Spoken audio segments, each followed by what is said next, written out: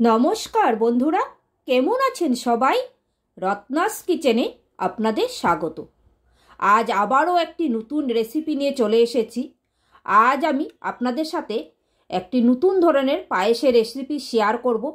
আশা করি আপনাদের ভালো লাগবে। পায়েস তো আমরা অনেকভাবেই বানিয়ে খেয়ে থাকি। একবার এইভাবে পায়েস তৈরি করে খেয়ে দেখুন, এর স্বাদ কিন্তু মুখে লেগে থাকবে। রেসিপিটি শেষ পর্যন্ত দেখার অনুরোধ রইল।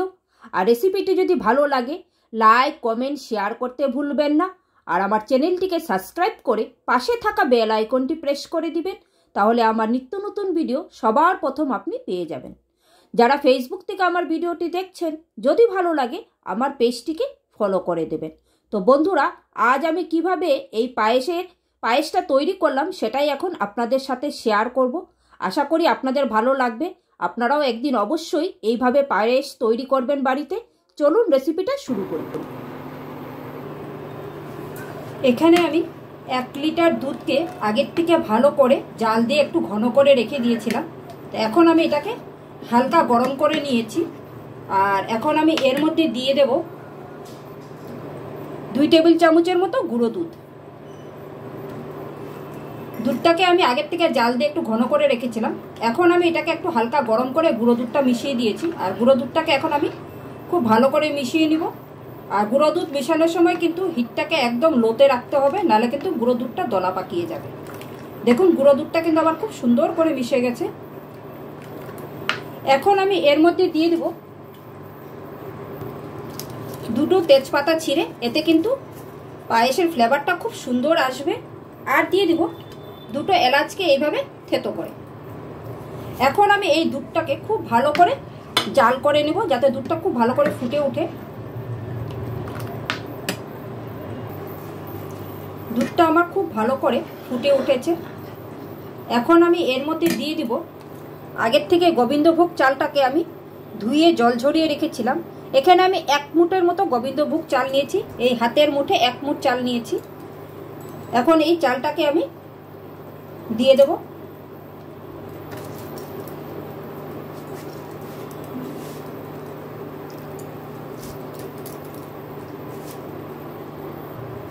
এখানে আমি চালটা পুরো দিয়ে দিয়েছি। এখন চালটাকে আমি দুধের সাথে খুব ভালো করে মিশিয়ে চালটাকে এখন আমি ফুটতে দেব। এখানে আমি 1 মুঠ চাল দিয়েছি, ওজনে 20 গ্রাম হবে চাল। এখানে 1 লিটার দুধের জন্য 1 মুঠ চাল পারফেক্ট মেজারমেন্ট। আর আপনারা যদি ওজন করে দেন তাহলে সেই ক্ষেত্রে 20 গ্রাম চাল দিলেই যথেষ্ট। এখন আমি এই চালটাকে খুব ভালো করে দুধের সাথে ফুটিয়ে চালটাকে সেদ্ধ করে নেব।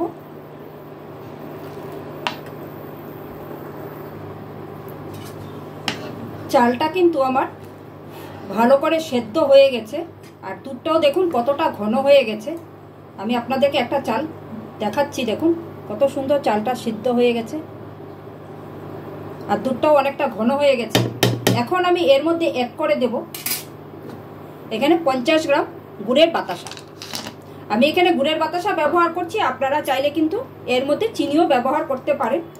তবে বাতাসা দিলে কিন্তু পায়েসের টেস্ট খুব সুন্দর হয়।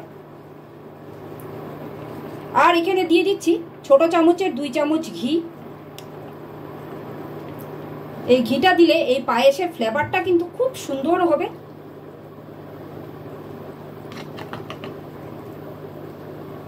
এখন আমি এই ঘিটার বাতাসাটাকে এই দুধের সাথে খুব ভালো করে মিশিয়ে দেব। আর বাতাসাটাকে মেল্ট হতে দেব। বাতাসাটা খুব ভালো করে গলে গেলে তারপর ফিরে আসছি। বাতাসাটা খুব ভালো করে মেল্ট হয়ে গেছে। এখন আমি এর মধ্যে দিয়ে দিব কিছুটা কিশমিশ অ্যাড করে। আর দিয়ে দিব কিছুটা কাজু বাদাম অ্যাড করে। আর এখন এখানে দিয়ে দিচ্ছি এই যে মিষ্টি বোঁদে। এই বোঁদেটা আমি দোকান থেকে কিনে এনেছি। তো এই বোঁদেটা আমি এখানে 1 লিটার দুধের জন্য আমি এখানে 100 গ্রাম বোঁদে ব্যবহার করছি। আপনারা যদি একটু বেশি দুধ দিয়ে তৈরি করেন সেই ক্ষেত্রে বোঁদের পরিমাণটা একটু বাড়িয়ে দেবেন। এখন এই বোঁদেটাকে আমি এই পায়েসের সাথে খুব ভালো করে মিশিয়ে দেব। বন্ধুরা একদিন এইভাবে বোঁদে দিয়ে পায়েস তৈরি করে খেয়ে দেখবেন, অসাধারণ স্বাদের হয় এই পায়েসটা খেতে। এখন আমি এই বোঁদেটাকে এই পায়েসের সাথে 5 মিনিটের মতো একদম লো হিটে ফুটিয়ে নেব। একদম অমৃত স্বাদের হয় এই পায়েসটা বন্ধুরা, একবার অবশ্যই বাড়িতে ট্রাই করবেন। আমরা তো অনেক ধরনেরই পায়েস তৈরি করে খেয়ে থাকি, একবার এইভাবে পায়েসটা তৈরি করে খেয়ে দেখবেন, এর স্বাদ কিন্তু কোনোদিন ভুলতে পারবেন না। তো এখন আমি এই বোঁদেটাকে 5 মিনিটের জন্য এই দুধের সাথে ভালো করে ফুটিয়ে নেব। বোঁদেটাকে আমি 5 মিনিটের জন্য ফুটিয়ে নিয়েছি। এখন আমার এই পায়েসটা পুরোপুরি তৈরি হয়ে গেছে। আমি তেজপাতাগুলোকে তুলে ফেলে দিব, এখন আর তেজপাতাগুলোর প্রয়োজন নেই।